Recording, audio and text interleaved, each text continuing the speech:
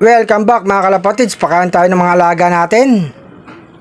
Ipasok na natin, nandito si Dalubhasa, ba't nasa loob to? Hinahabol niya magandang ibon mga kalapatids. Nako po, eto si Maestro papasok at saka si Batik. Mapalaban to si Dalubhasa. Tumalo ng mga kalapatids, ayun na nga, nag-away na yung dalawa.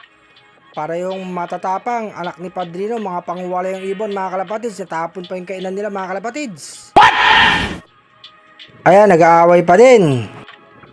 Eto nga mga kalapatids, binigyan ko na si Maestro ng pagkain sa taas. Yung mga ibang ibon natin, pinakain ko na. Eto na si Dalubhasa. Inalis ko na mga kalapatids sa malaking kulungan. Si Batik oh. Sarap ng kain ni Batik. Painom tayo mga kalapatids, plain water. Ang tagal uminom na magandang ibon oh. Sige, si Lady RC nang away pa ng batang ibon. Sabay-sabay na silang tatlo mga kalapatids. Nagsisipag inuman kasi nga ang panahon mainit mga kalapatids. Dapat sa araw may nakababad kayong tubig dyan mga kalapatids. Madaling mauwaw ang mga ibon dahil nga mainit ang panahon mga kalapatids. Magandang ibon uminom pa.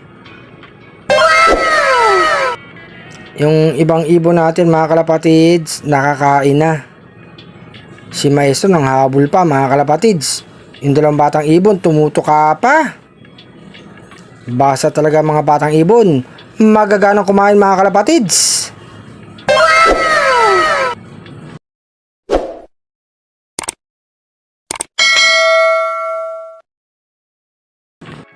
Eto na nga yung mga stock birds natin mga kalapatids.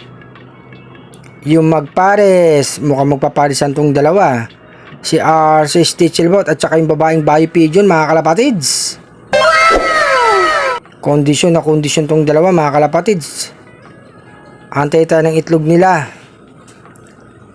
Malapit-lapit yan mga kalapatids.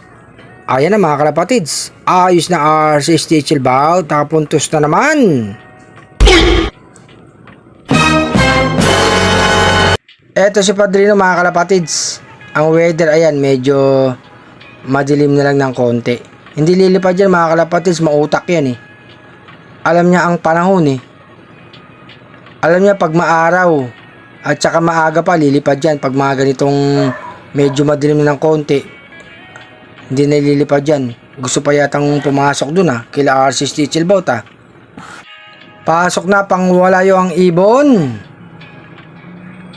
Ayan mga kalapatids tapang talaga Ayun, ninabol yung kamay ko. Yan mga kalapatids Padrino, pumasok ka na. Diyan ka na sa loob.